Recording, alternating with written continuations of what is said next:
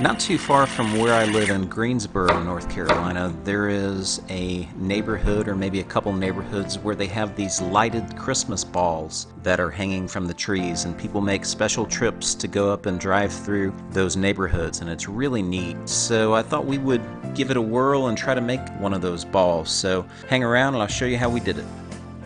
And Lowe's sells kits to make these balls, and also they sell some of the balls pre-made, but I wanted mine to be quite a bit bigger, so I decided to make my own.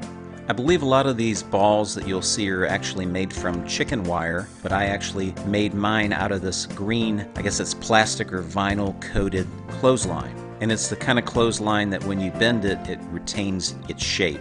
And I started out by making 5 rings out of the green clothesline.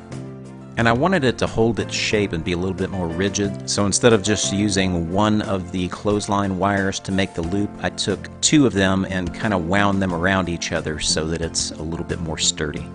And then I took those rings and connected them to each other, so 4 of those rings will go together as you see here, and then the 5th ring will just go kind of around the equator of that circle that you see there. And in some cases where the clothesline crossed and needed to be connected, I wound a piece of clothesline around there to connect the 2 pieces together, and other times I just used zip ties. And I tried to keep the lights around just the perimeter so that when the ball is lighted, it really looks like a ball.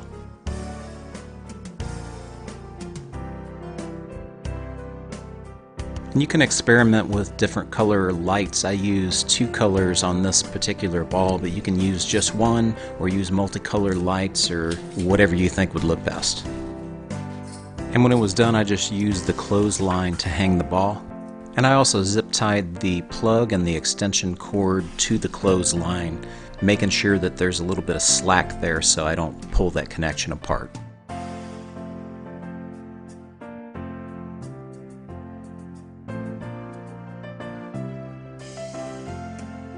And I wanted to make sure the extension cord was as inconspicuous as possible, so I used these horseshoe nails to attach it to the tree and also zip ties to attach it to the branches so it couldn't be seen as much as possible.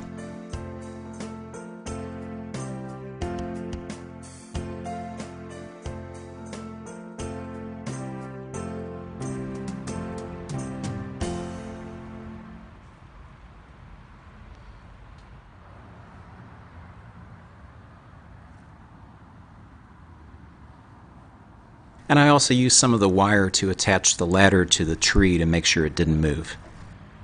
I tried to keep the extension cords and the flower beds where no one would be walking, and I also wanted to stake those down to make sure no one tripped on them and they weren't visible from the street. So I cut up some metal landscaping stakes that I had lying around and then just bent the end of them so it would hold the extension cord to the ground.